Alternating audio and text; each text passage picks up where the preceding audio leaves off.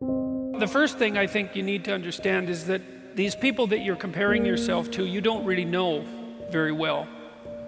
And what that means is that you see their shiny outside, but you don't see the reality of their life.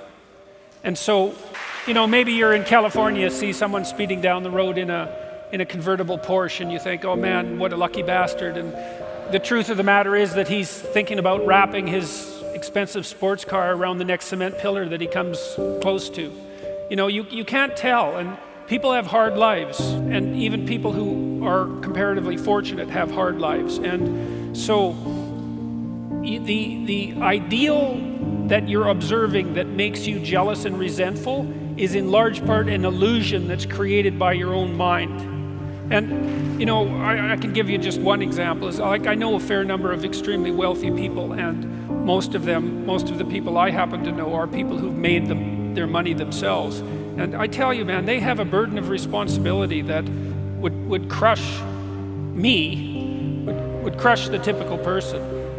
They're just working flat out, like 90 hours a week, and they have thousands of people depending on them. And they have their money and they have their status, and that's not nothing. But don't be thinking that there isn't a price to be paid for that. They don't see their families, they're often divorced, they don't see their children grow up, and they don't have time off. Now, there are wealthy, what would you call, playboy types, I suppose, who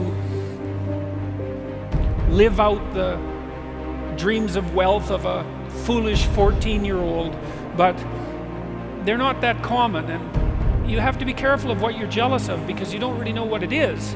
And then the other thing that's kind of useful is to understand that you're different from everyone else. And this is especially true as you get older. When you're 17 or 16 or something like that, comparing yourself to other people makes a certain amount of sense, because 16 and 17-year-olds, they're kind of the same, which is why when you go off to university, you can make friends so quickly. It's like, I'm just about 60. It takes me like 15 years to make a friend now, as opposed to the 2 months that it took when I was 17.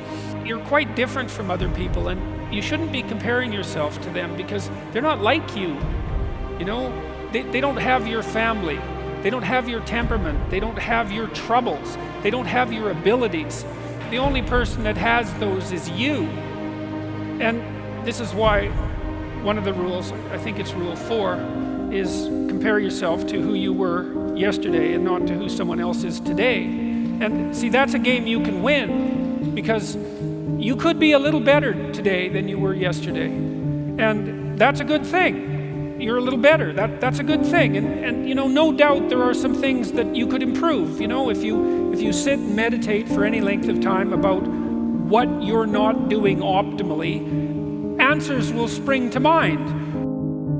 Comparing yourself to who you are now, that's a game you can win.